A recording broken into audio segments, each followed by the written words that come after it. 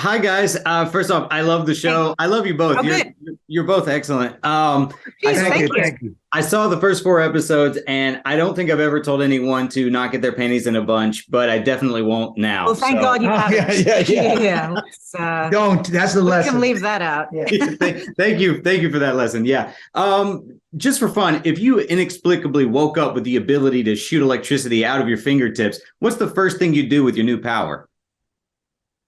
Oh, wow. Hmm. I would start up my car, get my phone going, right? No? I don't know. I'm too tired to answer the question. No, come on. Self some energy. Yeah, there you go. Zap yourself. Oh, that's actually a good practical use for it. I would just do prank handshakes. So you guys are doing better than me. That's I used to have the electric Yeah. buzzer. Yeah. You go, That's so you, John. Yeah, I can yeah. imagine you doing pretty it. ridiculous. Now, spoiler alert, Tony, was smashing that ceramic duck as satisfying as you made it seem? Yeah, it actually really was. I loved doing it. It was fun. Yeah, I thought so too. When And I it was watched very it. late. Wasn't it like Yeah, 3 in yeah. the morning or something? It felt like a good, expression of the feelings that That was were my around. favorite scene. That was my favorite scene that we shot Oh, because we were really sharing. We were really into each other and really united. yeah. And then, and we were trying to keep that marriage as sexy as possible. It was great. It was a great scene. I love that scene. It really stuck out to me. Now, John, we talked like last month, but I didn't have a chance to ask you this, and I was curious about this. I really loved the menu, and I read recently that Daniel Radcliffe was originally going to play himself in the role that you played. Yeah, So that's right. That's right. Yeah, I'm curious if there was ever any discussion for you to play that part as a fictionalized version of yourself. No, I wouldn't have done it as myself. What am I going to spoof myself like I'm a failed actor? Hell no. I wouldn't do that. I use Steven Seagal because I hate him. Oh, I did. Because no, he beat me up once on a rehearsal. Yeah, he's a bully. And so I was playing a washed up action star. So I thought he was perfect for it. He told my publicist he was going to punch me if I was on a red carpet. So I guess I'm safe. Well, I don't like him either, so we have that in common. So we just be all over. I can't even picture the guy. I think that's the best revenge. Yeah, that's I awesome. don't know who it is. Yeah. Now, Tony, I just I know his name, but Yeah. Now, I asked you this earlier, John, but I wanted to ask you this, Tony. You've built up this incredible filmography. What's one film that you are especially proud of that you feel like deserved a bigger audience than it got when it first came out? It's like a positive backhanded compliment. yeah, what failed Yeah. that you wish didn't fail? No. I don't mean it like. No, but it has that little connotation. I want bro. more You gotta be eyeballs honest. on it. That's what I want. I don't know. I can't even remember all the films I've done. She's done so many, 75. I don't know. That's okay. I made a film with Curtis Hanson. I feel so lucky that I got to work with Oh, him. He brilliant. was an incredible filmmaker, and he became a great friend. And I met another great friend, Cameron Diaz, on that movie. We play sisters. It's called In Her Shoes. And at the time, I just thought it was the most intricate examination about family and trauma and connection and just so many things that were really, it was a beautiful way of exploring them. And I think because it was about two women, it just never took off. It was at a time where things hadn't really, I think if it came out now, it would absolutely have gone off. I mean, it certainly found its audience, but I think it could have been more successful. Well, I haven't seen it, so I'm going to go check that one out now. And I know you guys have a very busy schedule today. Thank you so much for taking the time to talk with me. Thank I you. really Thank you. appreciate Good it. seeing you again. Enjoy In Her Shoes. Hi, guys. I love the show so far. I've seen the first 4 episodes. It's a real treat to get to talk to you just for fun. If you inexplicably just woke up one morning with the ability to shoot electricity out of your fingertips, what's the first thing you personally would do with your new power? I mean, okay. As the author of the book, the thing is not specifically going to electrocute people, but going to all the places and doing all the things that I would otherwise have been frightened to do. I would like to walk through a dangerous area in the center of an urban jungle at 2 o'clock in the morning and feel no fear whatsoever. Can we do that? Having offered it to me, can you give it to me? I like that. What about you, Tim? I would try not to use it. Uh, Good point. Well, Yeah. yeah. But then you see, once you've got it, if you're in a situation, then like I just f it up. I don't think that I'm malicious enough to destroy entire power grids, but I would definitely be prank handshaking some people. Oh yeah, that's Yeah. pretty good. Now, I haven't read the book, but I read that the book was inspired by your relationship with Margaret Atwood. But with the inclusion of superpowers, for lack of a better word, the story feels like it could easily, come from a graphic novel. And I was just curious, were there any particular comic books that inspired the power? Gosh, I mean, I am actually a huge graphic novel fan, and I was very impressed by the recent Sandman adaptation, because that felt like, oh, they managed to do that. I didn't expect them to be able to do it. I'm trying to think if there are particular comic books, like in a funny way, maybe something like Swamp Thing, where there's a sense of, that's a very serious take on somebody getting a crazy power. Alex, where you go, okay, let's have some crazy thing happening, but then we're going to treat it very emotionally seriously. I'm also thinking about that Sandman about the woman who's immortal. Do you remember that one? Yeah, I love the Sandman. Which women? Which I'm trying to remember which woman that's immortal. Different elements, and like her body cannot be destroyed, and how she's just by that point just longing for death, which is dark. But I really love. There's some comic books where they take the like fun ideas of the golden age, and then they go, okay, come on though, what would it really feel like to be this person who looks this weird way and can't go out in public? Let's really interrogate that. And I find that great. Now, with the genesis of the idea, of all the superpowers that you could choose from, why did you land on electricity? So electricity, I mean, obviously, there are plenty of superhero stories with electricity, and the good thing about electricity is that it's real, that there are real electric fish, electric ray, electric torpedo, electric eel, which really can electrocute. And at that point, I had something as a, devotee of Alan Moore to be able to go and actually research and go, okay, so how does that actually work? How much can you electrocute before you have to go and have a rest and wait for your electricity to come back? How does it get out of your body? What can it do? I mean, some of the things that in the show, Ali in particular can do, some of the sort of weird mind control stuff is literally 100% out of the research that I did into electric eels. So having read that, I thought, well, I'll have that if electric eels can mess with the brains of their prey and cause them to become disoriented so that they swim right into the electric eel mouth. That's true. Yeah, I that was one of my favorite scenes in the whole show, was when they were sort of explaining the science behind the organ that was appearing and evolution and everything. Anyway, I know you guys have a ton of people to talk to today and a very busy schedule. So thank you so much for your time. And I love the show so far. I can't wait to finish it. Thank you. Hi, guys. I love the show. I've seen the first 4 episodes, and it's pretty wild so far. So I'm excited to get to the rest of it. Just for fun, if you inexplicably woke up with the ability to just discharge electricity from your fingertips, what's the first thing that you think you'd do with your new power? Oh, that is a good question. What I do? I mean, I know what I would do. What would you do? I would stop the internet for loads, like just to stop the internet and just see what would happen to people. Just to have that power. Just to have that power.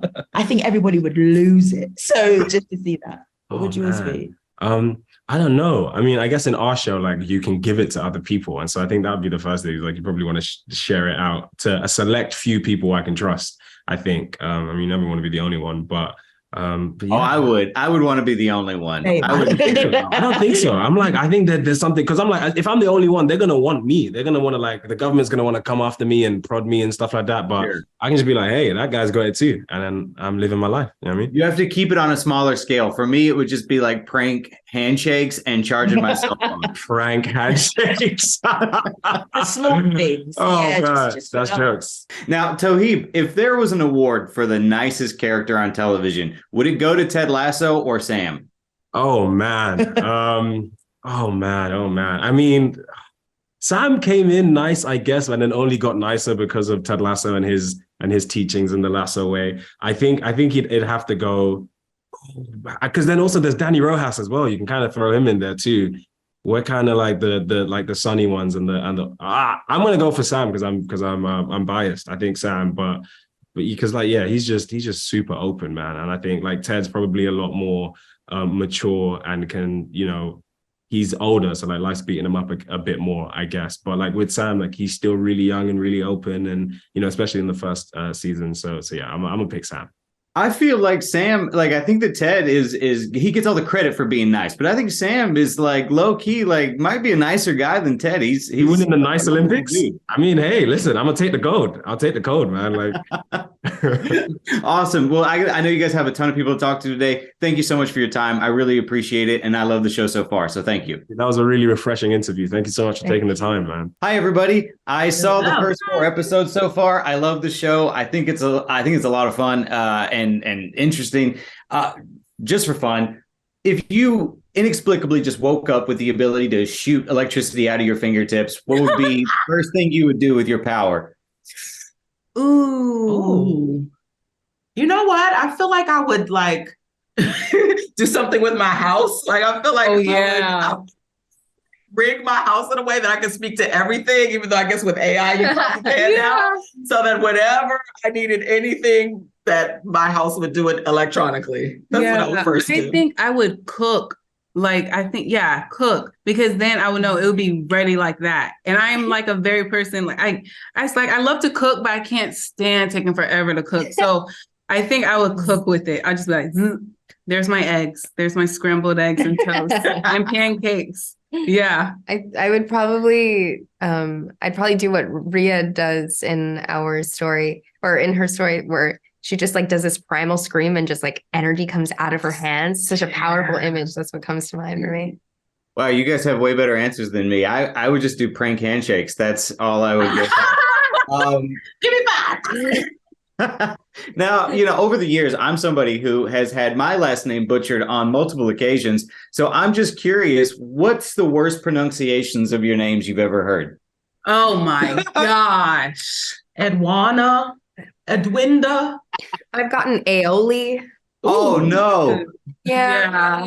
I constantly get Holly or Holly or Haley or something like that. And then they'll like spell it wrong if I go to Starbucks. Or I remember being in elementary school and the intercom, they'll say Holly Bush. And I just sit there like, oh my gosh. But yeah. Those are the worst. Now, Ali, because you essentially got serenaded by John Leguizamo, I need to know who you think sings better, John or The Rock? Tough, honestly.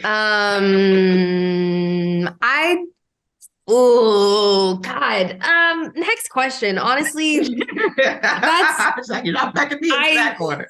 I can't decide. They're both unique. Let's say that. Okay. All right. Now, when something's adapted from a novel like this and you take on the role, did you guys read the book to get a better understanding of your character, or do you find that what's in the actual script is all you need? I read the book, but I'm kind of that person. So I definitely, I didn't read the book before auditioning for it. I read it after in preparation for the role. So I definitely wanted context. And Helen is not in the book. So it was very interesting to me to kind of get an idea more of the world of these various characters. And then also how my character would, through my own imagination, go through this journey with them. Mm-hmm. I personally read like a bit of the front part of the book just to get myself, honestly, in preparation for the sides, because I didn't have any character material. And after that, I let the writing guide me instead of the writing of our series, because I figured it would be a little bit different. Yeah, I read like a bit of the book, and then because I got the audition and then I saw that it was based on a book. So then I went ahead and read the book, and then I asked the writers, hey, do you want me to play it this way? But they had told me, no, we want you to keep it the way you're playing it. So I went ahead and put the book down, but I'm definitely going to read it again. Yeah. Amazing. Thank you guys so much. I know you have a million people to talk to today, so I appreciate your time and I love the show so far. I love your background. Oh, thank you very much. Hi, guys. I have seen the first 4 episodes of the show. I loved it so far. Eddie, first off, I need to know, how satisfying is it to punch a cake? Oh, yeah, it was very satisfying. It's very, although to be honest with you, they put the people who built the cake, they put loads of these little cocktail sticks in. So actually, I came off. I got actually Bernie Monk got beat up by a cake. My hand was bleeding at the end of it. But don't tell anybody that. Keep that quiet because I got to maintain. Just based on the scene alone, I never would have known because I mean, you slugged the shit out of that thing. It was great. I was like, that looks like a lot of fun to just haul off and cold cock a cake like that. Now, just for fun, if you guys inexplicably, for whatever reason, just woke up one morning and you had the ability to shoot electricity out of your fingertips, what's the first thing you're going to do with your new power? I would go for a walk alone at night and not be afraid. What about you guys? Yeah, that's a good idea. I think I'd what would I do? I think I'd go and walk my daughter home. I think mainly. Don't want to pay the Uber. I would give it to the first person that I know lives life that she or he doesn't like. And, you know, who wants to change her or his life. So yeah, because I don't feel I need it, basically. You guys have way better answers. For me, it would just have been practical, like joke handshakes. That's all I would have done. Is just look at people. But now, Rhea and Zarinka, as somebody who's had their last name butchered over the years several times, I want to know, what's the worst pronunciation of your names you've ever heard? I don't know. Oh, it was at the Olivier's in London, and I was nominated, and I won. And I just stayed like this because I didn't recognize it was me. And it was something like swear sick, something like that. So yeah, I just went like, and then my mom went like that's not right at all. No. I don't know. For some reason, I get a G on, like, people add a G to my last name and they call me Gillian, and I'm like, that's not even. I don't even know how you get that, but whatever. Eddie, I have to, I don't know who else to ask this. But I needed to know. You're the only person that I know to ask. Do you think we're ever going to get the 3rd Sherlock Holmes film? I don't know. I keep hearing. I just did a movie with Jude, and no one's approached either of us. I don't know. They keep talking about it and talking about it, and it's been 10. I think it's been over 10 years, 12 years now. Mm-hmm. I don't know. I hope so. I think it was a good series. I think it was. I think Robert was fantastic. I think Jude was fantastic. I'd be up for doing another one. So we'll see. Yeah, I love that series. I'd love to see it rounded out with the trilogy. You guys, I know you have a million people to talk to today. Thank you so much for taking the time. I love the show. Thank you. Thank you very much. Hi, everybody. I watched the first 4 episodes of the show. I really enjoyed it so far. I can't wait to finish it. Just for fun, if you inexplicably just woke up with the ability to shoot electricity out of your fingertips, what's the first thing you do with your new power? I'm gonna be boring, and I'm gonna say I would definitely charge my phone. Okay, I really would. I'm not very violent, you know. And like, also, I will say I would definitely go out for a run in the middle of the night and just not be worried about it. Do you know what I love? There's a scene in the series where this is a spoiler actually. There's a scene where one of the characters uses her power to make beautiful Lichtenberg shapes all over this incredibly posh park that she's in, and it's just so wonderful. And then she kind of hides it, and I would just love to do that, to go out there and just do something on a wall somewhere, create some art and do something kind of beautiful and physical with it. I think I'd love to give it to my mum, actually. I'd love to see what my mum did with it, because she's so kick-ass, my mum, and she's so good at making stuff, and I'd love to see what she did with it. I'd be really scared if I gave it to my mom. My mom's like a crazy hippie, and I don't want to know what she would do with it. I love those answers. I feel like you're all so much better people than I am, because it would just be prank handshakes for me all day long.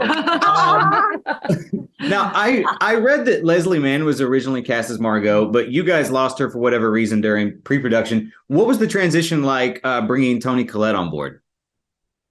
Well, I mean, Toni, as you know, is a superstar legend actor. And so we sent her the scripts and she just loved it, said yes immediately, and then compressed 9 episodes worth of material into 5 weeks shooting in Vancouver, and was just a total pro all the way. I mean, she's wonderful. And one of the key things, John Leguizamo and Auli E and the family were already cast. And so she had to slot into that. But she was just brilliant. And them together, I think John and Toni together, you've seen the episodes, magic, aren't they? And their relationship is so interesting. They're so good. I love Toni. I like Leslie, but I honestly feel like now watching it, I'm like, I can't imagine anybody else in the role. Now, when adapting the novel into a film, you always hear like the book is better because so many things have to inevitably get cut out of the novel. Based on your experiences with this, do you think a series is a better format for adapting a book, or will there always be elements of a novel that don't transfer to screen? Well, we're all here because Naomi Alderman's novel is so beloved and epic and great. So I'm definitely not going to sit here and be like, the show's better than her book. But I will say Naomi collaborated with all of us on making the show, and we really held hands and made sure that the essence of her book was in every single scene, right? And what's cool about this is that her writing is really cinematic.